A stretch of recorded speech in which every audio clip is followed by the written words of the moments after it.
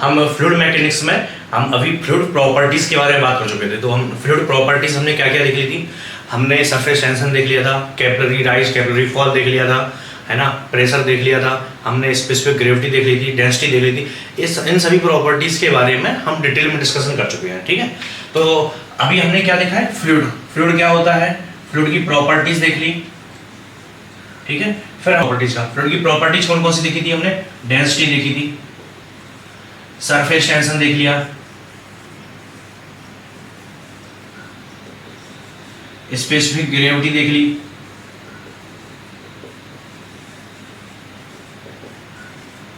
हमने देख लिया कंप्रेसिबल और इनकम्प्रेसिबल, इसके बारे में भी हम डिस्कस कर चुके हैं। ठीक है, डेंसिटी देख चुके हैं। फिर हम एक प्रॉपर्टीज पे आए थे, विस्कोसिटी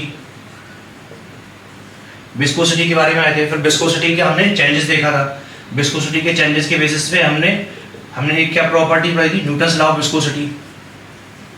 और न्यूटन्स लॉ ऑफ विस्कोसिटी के बेसिस पे हमने फ्लूइड को दो पार्ट में डिवाइड किया था। जो इनकम्प्रेसिबल थे उनको कौन कौन से पार्ट में डिवाइड किया था, पहला पार्ट कौन सा था, न्यूटोनियन फ्लूइड, और सेकंड था नॉन न्यूटोनियन।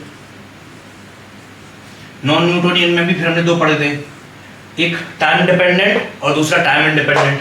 ठीक है, फिर इनके अंदर भी फिर हमने और अदर फर्दर डिवाइडेशन देखा था। तो हमने सारी फ्लूइड प्रॉपर्टीज के बारे में हम एक पढ़ चुके हैं। ठीक है, अब हम आगे बढ़ते हैं, फ्लूइड जो भी हमारे इनकम्प्रेसिबल है उन फ्लूइड के लिए हम आगे बढ़ते हैं। ठीक है, अभी हमारा जो फ्लूइड मैकेनिक्स में फोकस रहेगा वो हमेशा इनकम्प्रेसिबल फ्लूइड के लिए रहेगा। ठीक है, हम इनकम्प्रेसिबल की बात कर रहे हैं, अब किसकी बात कर रहे हैं, इनकम्प्रेसिबल फ्लूइड की। ठीक है, इनकम्प्रेसिबल फ्लूइड में स्टैटिक फ्लूइड की बात करेंगे अभी हम, स्टैटिक फ्लूइड। ठीक है, स्टैटिक फ्लूइड में हम किसके बारे में बात करेंगे, मैनोमीटर में। अब स्टैटिक फ्लूइड क्या है, मींस जो मूव नहीं कर रहा है, जो स्टैटिक पोजीशन में है। सपोज एक ग्लास में पानी भरा हुआ है, अभी क्या है, स्टैटिक फ्लूइड है।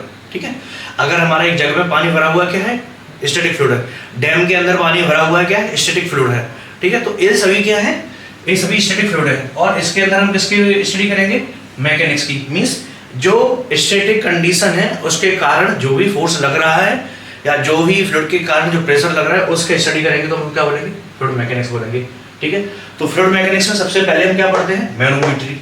ठीक है, मैनोमीटर या मैनोमेट्री ये क्या होती है, मैनोमेट्री बेसिकली क्या हो गया, प्रेशर एक्सर्टेड, जो प्रेशर एक्सर्ट किया जा रहा है उसके बारे में हम पढ़ेंगे। ठीक है, तो हम अभी देखते हैं, अभी इसमें दो लॉ स्टैटिक फ्लूइड के लिए हमारे दो लॉ इंपॉर्टेंट है। पहला लॉ कौन सा है, पास्कल लॉ, और दूसरा हाइड्रोस्टैटिक लॉ।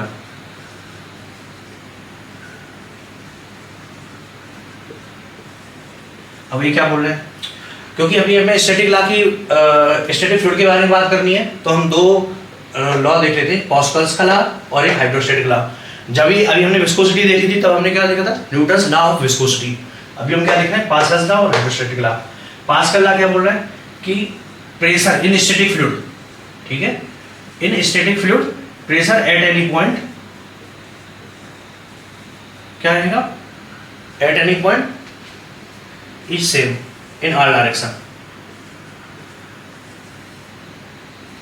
अब हमारा ये स्टैटिक फ्लूइड है, सपोज दैट ये हमारा डैम है, ठीक है,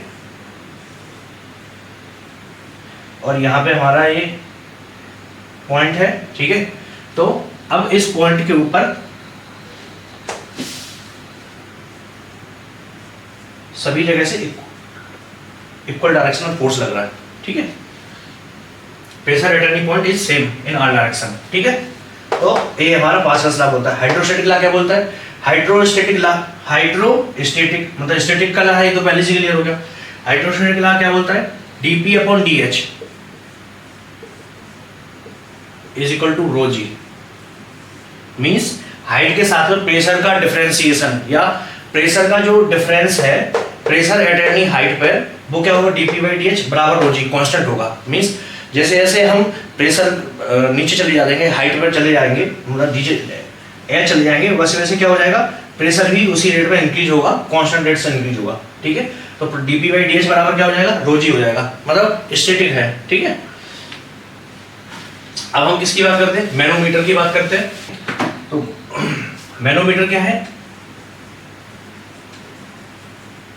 इसमें मीटर लगा मींस कुछ ना कुछ तो मेजर कर रहा है ना। मैनोमीटर क्या होगा, एक ऐसा डिवाइस जो प्रेशर को मेजर करता है, वो हमारा क्या हो गया, मैनोमीटर हो गया, ठीक है। अब हम प्रेशर की बात कर लेते हैं। प्रेशर प्रेशर प्रेशर तो हम बोल रहे हैं, प्रेशर क्या है, प्रेशर एक नॉर्मल फोर्स जो एक्सर्ट किया जा रहा है, जो लगाया जा रहा है किसके द्वारा, फ्लूइड के द्वारा, ठीक है, किसी भी बॉडी के ऊपर या किसी भी सब्सटेंस के ऊपर, तो क्या होगा, वो प्रेशर होगा। सपोज ये हमारा सरफेस है, अर्थ सरफेस है, ठीक है। अर्थ सरफेस के ऊपर क्या है, एयर ही एयर है ना। अभी हम जहां पर खड़े हुए हैं वहां पर क्या है, एक एयर है, वहां पर क्या है, उसके हमारे ऊपर क्या लग रहा है, फोर्स, एयर का फोर्स लग रहा है। तो जो एयर का फोर्स लग रहा है वो क्या होगा, एटमॉस्फेरिक एयर प्रेशर हो गया। अब प्रेशर कुकर है, प्रेशर कुकर के अंदर हमने पानी भर के रखा हुआ है, या स्टीम है, स्टीम प्रेशर प्रेशराइज करके रखा हुआ है, तो क्या होगा, उसके द्वारा जो भी अंदर सब्सटेंस है उसके ऊपर जो फोर्स लग रहा है वो क्या हो गया, वो प्रेशर हो गया। प्रेशर जो लग रहा है उस सब्सटेंस के ऊपर कौन सी डायरेक्शन है, नॉर्मल डायरेक्शन में, वो क्या कहलाएगा, नॉर्मल डायरेक्शन में पर यूनिट एरिया में जो फोर्स लग रहा है, फोर्स पर यूनिट एरिया में, वो क्या कहलाएगा, प्रेशर कहलाएगा, ठीक है। अर्थ सरफेस के ऊपर जो लग रहा है वो क्या होगा, अर्थ के कारण, एटमॉस्फेरिक एयर के कारण। तो प्रेशर हमारे कितने टाइप के होते हैं, absolute pressure, gauge pressure. Basically pressure एक ही है, लेकिन हमने उनके अपने आसानी के लिए इनको डिफरेंट डिफरेंट टाइप में डिवाइड कर दिया, और इनके एप्लीकेशन अलग अलग रहते हैं।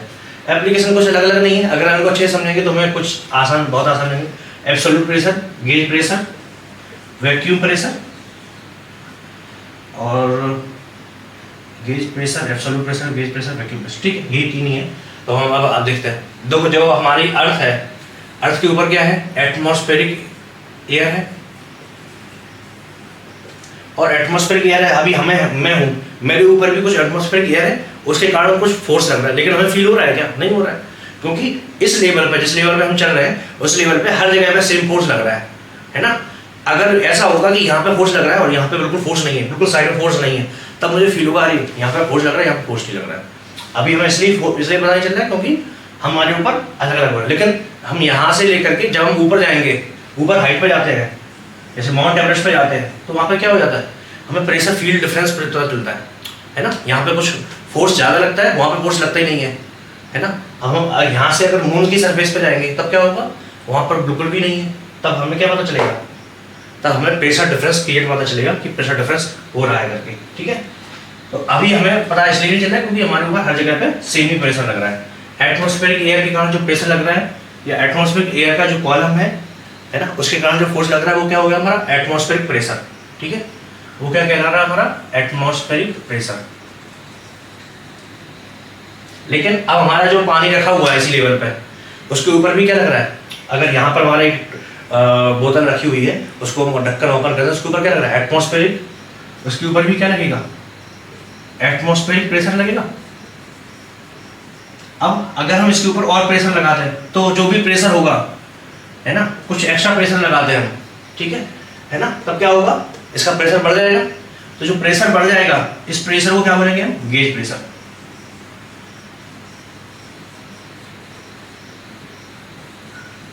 अब गेज प्रेशर क्या है,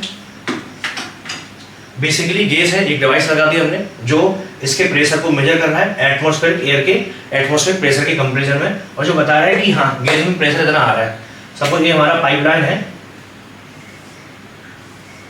या ये हमारा एक कोई कंटेनर है, इसके ऊपर हमने गेज लगा दिया है, वहाँ ये पेट्रोल की टंकी है, इसके ऊपर हमने गेज लगा दिया है, ठीक है, जो हमें प्रेशर शो कर रहा है। और अब क्या है, एक गेज प्रेशर है, तो मान लीजिए इसका प्रेशर P है, अगर हम इसको ओपन, अभी इसके ऊपर गेज प्रेशर P शो कर रहा है, मतलब क्या है, एटमॉस्फेरिक एयर का प्रेशर है ही, उसके अलावा P जो प्रेशर है, P गेज प्रेशर, वो गेज का प्रेशर है। मींस अगर हमारा एटमॉस्फेरिक एयर का प्रेशर हम क्या मान लें, रेफरेंस मान लें एटमॉस्फेरिक एयर का प्रेशर को, तो गेज प्रेशर क्या होगा, उसके ऊपर जाएगा, वो होगा गेज प्रेशर। लेकिन अगर हम एब्सोल्यूट की बात करें, रियलिटी में क्या हो रहा है,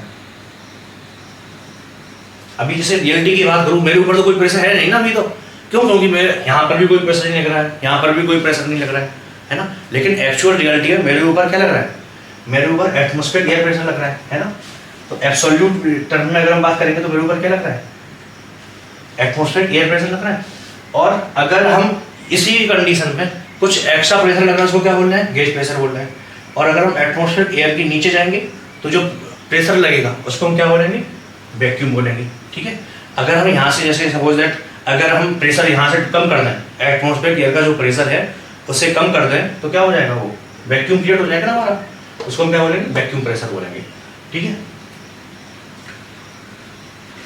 अब हम इसको एक सिंपल एग्जांपल से हम समझ लेते हैं तो और क्लियर हो जाएगा।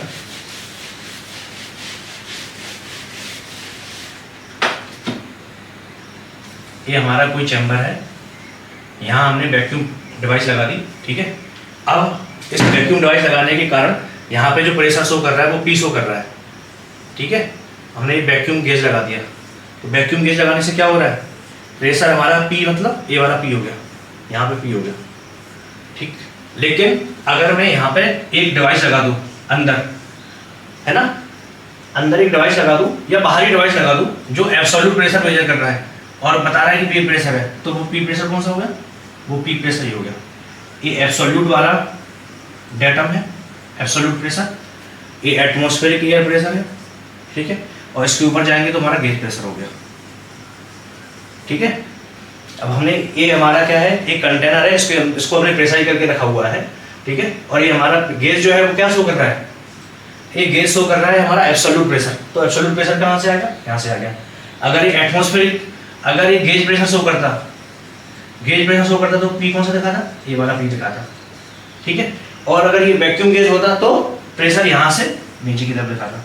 ठीक है। अगर हम इसको रियल टर्म में समझें, सपोज ये हमारा लगा हुआ है और ये हमारा जो भी प्रेशर है वो 70 kSc दिखा रहा है। kSc क्या है? इकाई है ना। 70 पास्कल बोल देता हूँ, 70 किलो पास्कल। ठीक है।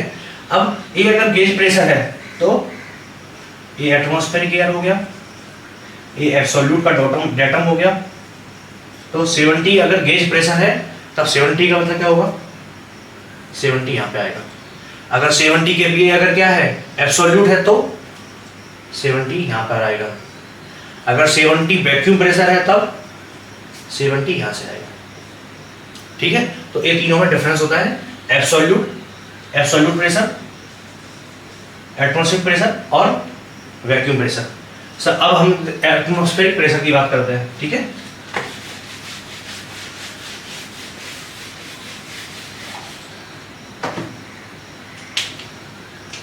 जो हमारा एटमॉस्फेरिक प्रेशर होता है वो 1.01 इंटू 10⁵ पास्कल के बराबर होता है। ठीक है। तो हम मान सकते हैं 100 kPa। ठीक है। 100 kPa मान लिया हमने, रियल टर्म में मान लिया 100 kPa है एटमॉस्फेरिक प्रेशर।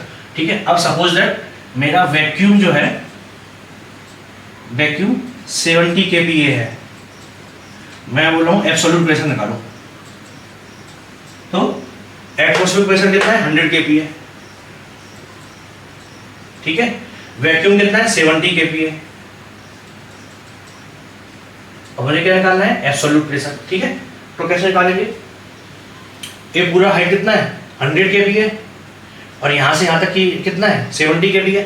तो एब्सोल्यूट प्रेशर कितना हो जाएगा? 100 माइनस 70, 30 kPa। ठीक है।